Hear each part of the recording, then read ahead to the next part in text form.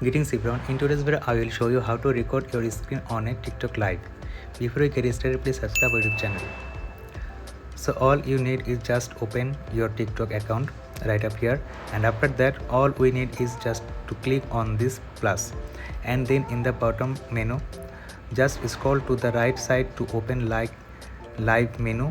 So here we can change our title, we can change our description, we can change our avatar, and then just click on go live. So after that all you need is just to scroll your screen to the bottom to open this page. And if you are on the iPhone, you can use like the pre-installed feature, just recording the screen.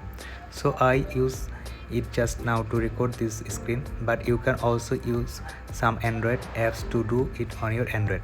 So basically this is the only one way how you can record your screen. So this is the video for today. Thanks for watching this.